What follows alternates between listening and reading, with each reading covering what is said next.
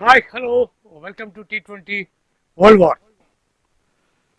ఇప్పుడు టోర్నమెంట్ కాస్త రసకందాయంలో పడ్డట్టుగా కనిపిస్తోంది. నిన్న ఇంగ్లాండ్ వెస్టిండీస్ జట్ల మధ్య జరిగినటువంటి మ్యాచ్ చాలా హోరాహోరీగా సాగింది. అనుకోకుండా ఇంగ్లాండ్ విజయం సాధిస్తుందని అందరూ భావించారు, కానీ వెస్టిండీస్ గెలుపొందింది. మరోవైపు సౌత్ ఆఫ్రికా ఆఫ్ఘనిస్తాన్ మ్యాచ్ అంతకంటే అల్టిమేట్గా జరిగింది. రెండు సూపర్ ఓవర్లు వేయాల్సినటువంటి పరిస్థితి ఏర్పడింది. మొత్తానికి ఇప్పటికీ T20 వరల్డ్ కప్లో కొంత జోష్ వచ్చినట్టుగా అనిపిస్తోంది మొత్తం మీద. ఇవాళ చూసినట్టయితే శ్రీలంక వర్సెస్ ఒమాన్ మ్యాచ్ జరిగింది. దాంట్లో శ్రీలంక సునాయాసంగా 100 పరుగులు దాదాపు తేడాతో విజయం సాధించింది. మరోవైపు ఇవాళ సాయంత్రం భారత్ వర్సెస్ నమీబియా మ్యాచ్ జరగబోతోంది. ఈ మ్యాచ్ కూడా పెద్ద ఉత్కంఠభరితంగా ఉండే అవకాశం లేదు, కానీ ముందనుకున్నట్టుగా ఎవరిని తక్కువ చేసి పసికూనానంటానికి వీలైనటువంటి పరిస్థితి కాబట్టి ఈ మ్యాచ్ కూడా ఎట్లా ఉంటుందో చూడాల్సి ఉంది. ఈ మ్యాచ్లన్నిటికీ నిన్న జరిగిన మ్యాచెస్ కానీ ఇవాళ జరగబోయే మ్యాచెస్ కానీ వీటన్నిటికి సంబంధించి ఎనాలిసిస్ ఇవ్వడానికి ప్రముఖ ఎనలిస్ట్ సుధీర్ మనతో ఉన్నారు. ఆయనతో మాట్లాడి దీనికి సంబంధించినటువంటి ఎనాలిసిస్ తీసుకునే ప్రయత్నం చేద్దాం. హాయ్ సుధీర్. నమస్తే శివ గారు, ఎలా ఉన్నారు? నమస్తే, ఐఎమ్ ఫైన్ సార్. నిన్న అనివార్య కారణాల వల్ల మీకు సంబంధించినటువంటి లైవ్ పూర్తిగా తీసుకోలేకపోయినటువంటి పరిస్థితి నిన్న రాత్రి జరిగినటువంటి మ్యాచ్ ఇంగ్లాండ్ వర్సెస్ వెస్టిండీస్ మీరు పూర్తిగా చూసారా? మ్యాచ్ ఎలా జరిగింది, మీ ఒపీనియన్ ఏంటి?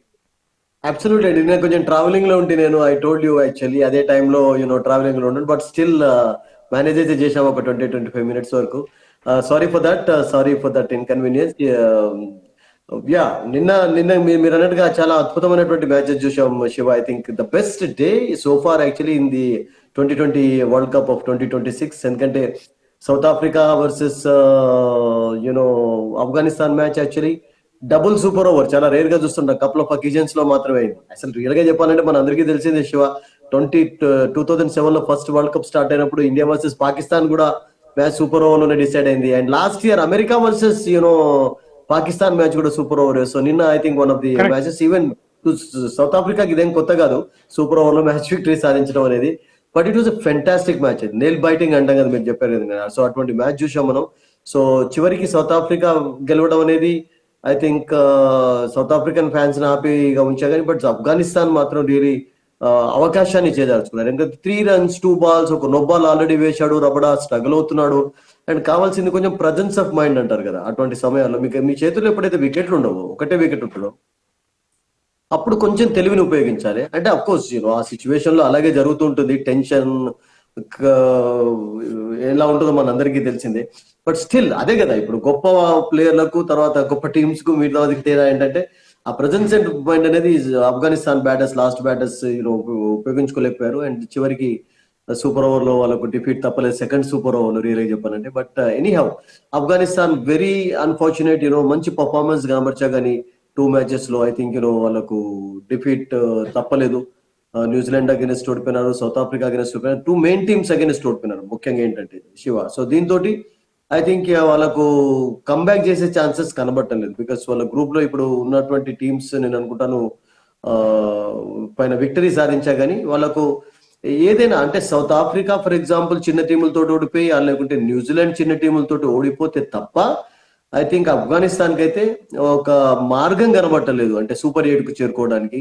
సో ఆ డిసప్పాయింట్మెంట్ రషీద్ ఖాన్ ఫేస్ లో చివరి మ్యాచ్ తర్వాత కనబడింది, నో డౌట్ యాక్చువల్లీ. అండ్ నేను అన్ఫార్చునేట్లీ నేను ఫోన్ లో కూడా అవైలబుల్ లేకపోయినా క్షమించాలి, ఎందుకంటే because I was travelling, signal సరిగా లేకుండే. So absolutely fantastic match actually, the match of the tournament. And మీరు చెప్పినట్టుగా ఈవెన్ వెస్టిండీస్ ఇంగ్లాండ్ మ్యాచ్ కూడా చాలా చక్కగా కొనసాగింది. And England of course first over లో 20+ runs స్కోర్ చేయడంతో అగెన్స్ట్ హోల్డర్ బౌలింగ్ అటాక్ లో సాల్ట్ ఒక మెరుపులాంటి స్టార్ట్ అని అనుకున్నాం, కానీ బట్ ఆ తర్వాత రెగ్యులర్ ఇంటర్వెల్స్ లో వికెట్స్ కోల్పోతూ వచ్చారు. అండ్ బెతెల్ ఒకడు చక్కగా ఆడాడు, తర్వాత బ్రూక్ ఫెయిల్ అయిపోయాడు. నిన్న I think batting order Buttler కూడా సరిగా ఆడలేదు. So I think they are having some issues. ముఖ్యంగా మనం చెప్పుకోవాల్సింది ఏంటంటే వెస్టిండీస్ రియలీ మంచి విక్టరీస్ సాధించారు. వాళ్ళు 2 matches లో 2 wins అద్భుతంగా ఉన్నాయి వాళ్ళకి ఇప్పటివరకు, ఐర్లాండ్ తోటి తర్వాత ఇంగ్లాండ్ తోటి. సో దీంతో వాళ్ళకు దాదాపుగా క్లియరెన్స్ వచ్చినట్టే, అంటే ఇంకొక 2 match లో ఒక మ్యాచ్ గెలిచా కానీ ఐ థింక్ వాళ్ళు సూపర్ 8 రేస్ లోనైతే ఉంటారు. రదర్ఫర్డ్ ఏం ఆడుతున్నాడు రియల్ గా చెప్పాలంటే, అతను ఇండియాలో ఐపీఎల్ ఆడడం అనేది చాలా ప్లస్ పాయింట్ అయిపోయింది. అండ్ హిట్మేర్ మనం అతని విషయం చాలా చెప్పుకున్నాం. Hetmyer is such a player. అతని ఫిట్నెస్ చూడండి శివ, అసలు యాక్చువల్ గా ఎంత లావుగా ఉండే హెట్మేర్ ఒక్కసారి ఎంత ఫిట్ గా తయారైనాడు. Looking like a 20-year smart boy లాగా కనబడుతున్నాడు. హిట్టింగ్ సిక్సర్స్, ఫ్లెక్సిబిలిటీ ఉంది. క్యాచ్ కూడా ఫస్ట్ మ్యాచ్ లో ఒక బ్రహ్మాండమైనటువంటి అథ్లెటిసిజం కనబడితే క్యాచ్ తీసుకున్నాడు.